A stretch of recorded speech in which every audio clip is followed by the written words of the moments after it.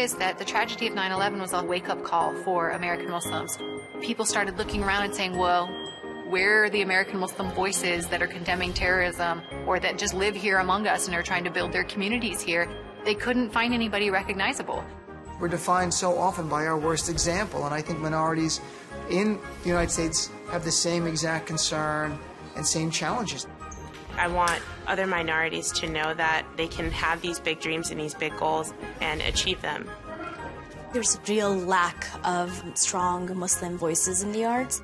And I think often when those stories are told, they're told through a lens that's not necessarily a Muslim lens, and the truth gets distorted a little bit. I think there's another side to it. It's important to tell that side.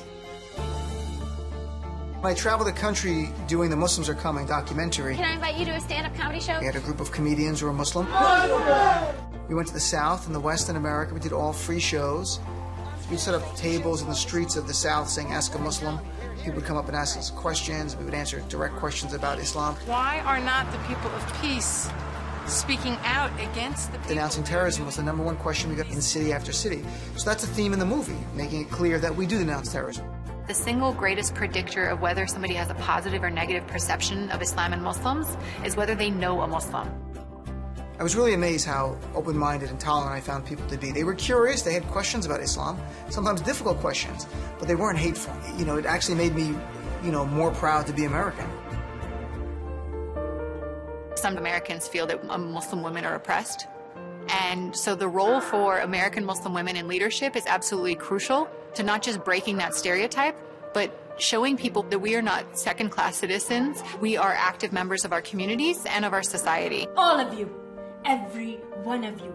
To be an actress, it takes a lot of sweat, blood, and tears. It's very hard work, but when you are able to step into somebody else's shoes and see what their life is like for a short amount of time, I feel like it in a way sometimes helps me be a better human being and a better Muslim too, understanding how other people suffer.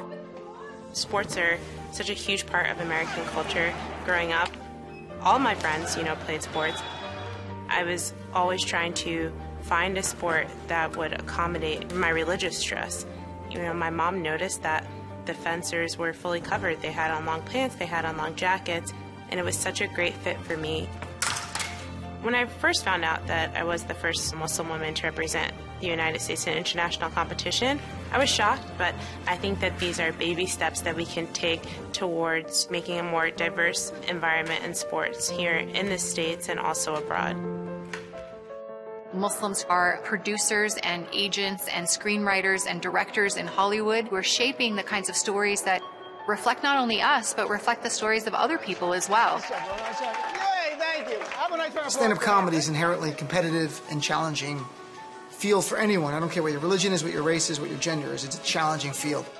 I think my faith and my ethnicity as an Arab played a role in what I talk about on stage, and because of my heritage, I will look at issues slightly different than people who are non-Muslim. I was at a restaurant in Jordan, and this really happened. I said to the waiter, "Where's the bathroom?" He goes, "It is there." I go, "I'll be right back." He goes, "Inshallah," which means God willing. I'm like, what has happened in your bathroom that I would need God's protection while using the restroom? And I've done that joke in Saudi Arabia, and people laugh at it. I've done the joke in New York City, and people have laughed at it. So, comedy can be a bridge between the U.S. and the rest of the world. So what we've learned is that we need to get out there and be our own voices, and that's what makes all the difference.